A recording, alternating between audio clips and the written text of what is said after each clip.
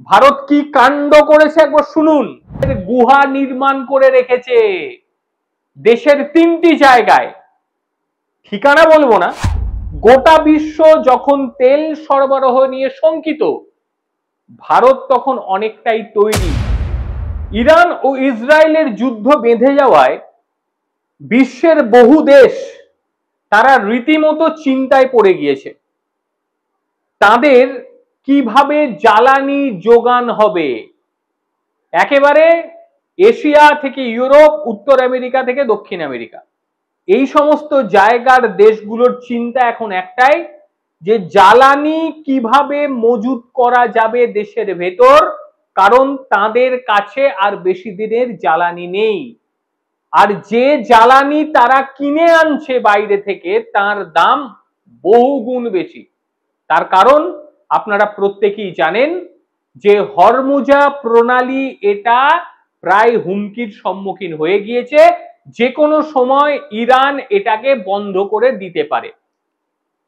আর আপনাদের এটাও জানা আছে যে এই প্রণালীর মধ্যে দিয়ে, একেবারে সরু রাস্তা সমুদ্রের, তার মধ্যে দিয়ে বিশ্বের 20% অপরিশোধিত তেল গোটা বিশ্বে ছড়িয়ে পড়ে।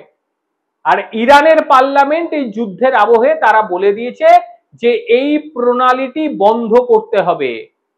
বিশ্ববাজার রীতিমতো অস্থির হয়ে উঠেছে। কিন্তু আমাদের ভারতবর্ষ এখন একেবারে ঠান্ডা ঠান্ডা কুলকুল অবস্থায় রয়েছে, কারণ ভারত ব্যতিক্রম। একেই বলে আমাদের ভারত। একদিকে বিশ্বের 3য় বৃহত্তম তেল আমদানিকারক দেশ, দৈনিক প্রায় 50 লক্ষ ব্যারেল তেল ব্যবহার করা হয়, যার 80% তেলই আমদানি করতে হয় ভারতকে বিভিন্ন দেশ থেকে। কিন্তু ভারত তাও বিচলিত নন। তার কারণ ভারতের বুদ্ধি। ভারত যেভাবে বুদ্ধিদীপ্ত পরিস্থিতির মধ্যে থেকে বিভিন্ন রকম পরিকল্পনা আগে থেকেই নিয়ে রেখেছিল, যে কারণে এখন তারা অনেকটাই নিশ্চিত। হরমুজা প্রণালী বন্ধ হয়ে গেলে ভারতের তেমন কিছু আসবে যাবে না। তার কারণ ভারতের তেল আমদানির একটা বৈচিত্র্য রয়েছে। ভারত ওই একটা বা দুটো দেশের উপরে নির্ভর করে থাকতে শেখেনি। পশ্চিম এশিয়া, আরব দুনিয়ার বাইরে থেকে ভারতবর্ষ তেল নিয়মিত হারে নিয়ে আসে। যেমন রাশিয়া রয়েছে, আমেরিকা রয়েছে, নাইজেরিয়া রয়েছে, ব্রাজিল রয়েছে, আঙ্গোলা রয়েছে, এই সমস্ত দেশ থেকে ভারত জ্বালানি তেল নিয়ে আসে। এগুলি এখন ভারতের মূল উৎস। কাজী হরমুজা প্রণালী সেভাবে প্রভাবই ফেলবে না ভারতে। দ্বিতীয়ত, যেটা সবচেয়ে গুরুত্বপূর্ণ বিষয়, ভারত কি কাণ্ড করেছে একবার শুনুন। সেটা হচ্ছে ভারতবর্ষ গোপনে ভূগর্ভস্থ তেলের গুহা নির্মাণ করে রেখেছে দেশের 3টি জায়গায়। ঠিকানা বলবো না, তবে 3টি জায়গাকার মধ্যে বিশাখাপত্তনম, যেটা অন্ধ্রপ্রদেশে রয়েছে, সেখানে রয়েছে, ম্যাঙ্গালোর রয়েছে, পাদুরে রয়েছে, মানে কর্ণাটকে। প্রায় 90 থেকে 196 মিটার গভীর কৃত্রিম ভাবে তৈরি করা হয়েছে গুহা। সেখানে জমা রাখা হয়েছে 5.33 মিলিয়ন মেট্রিক টন, প্রায় 380 লক্ষ ব্যারেল অপরিশোধিত তেল রাখা রয়েছে সেখানে। কিন্তু এই তেল কতদিন চলতে পারে? ভারত এই 3টে জায়গায় যেভাবে তেল মজুত রেখেছে, তাতে প্রায় 10 দিনের জ্বালানি শুধু এই জায়গা থেকেই হয়ে যাবে। এছাড়াও বেসরকারি বিপণন যে কোম্পানিগুলি রয়েছে ভারতে, তারা আরো তেল মজুত রেখেছে, যার সংখ্যা দাঁড়ায় প্রায় 74 দিনের রিজার্ভ ভারতের ভেতরে রয়েছে। কতদিন বললাম? 74 দিন ভারত রিজার্ভে রেখে দিয়েছে। যদি গোটা বিশ্ব থেকে তেল আসা বন্ধ হয়ে যায়, যদিও এটা হবে না কোনোদিন, গোটা বিশ্ব তেল ভারতকে না দিলেও ভারত 74 দিন হেসে খেলে তাদের তেল সাপ্লাইকে অক্ষুণ্ণ রাখতে পারবে। মানে দাম বাড়ার নতুন করে সম্ভাবনা দেখা দিচ্ছে না, বাড়লেও সেরকম নয়। ইতিমধ্যেই আমাদের সরকার দুটি নতুন স্টোরেজ নির্মাণের জন্য সম্মতি দিয়ে দিয়েছে। এই দুটি নতুন স্টোরেজ উড়িষ্যার চাঁদিখোলা ও আরেকটি হবে পাদুরের, মানে দ্বিতীয় পর্যায়ে সেখানে হবে। এই দুই গুহায় প্রায় 65 লক্ষ মেট্রিক টন তেল জমা থাকবে। পরিমাণটা কত বললাম?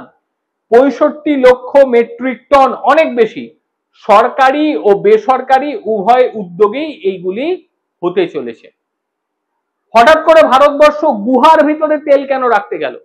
অন্য কিছু তো করতে পারত, কিন্তু গুহার ভেতরে তেল রাখার একটাই কারণ যে গুহার ভেতরে তেল মারাত্মক সুরক্ষার সঙ্গে থাকে। শত্রু দেশের বিমান হামলা, বিভিন্ন রকম নাশকতা থেকে রক্ষা পাওয়া যায়। এছাড়াও গরমে তেল বাষ্পীভূত হওয়ার সম্ভাবনা থাকে না। ভূমিকম্প বা প্রাকৃতিক দুর্যোগেও এগুলি নিরাপদ অবস্থায় থাকে এবং দীর্ঘমেয়াদী এর খরচ কম। এবং এই মডেল প্রথম চালু করেছিল সুইডেন।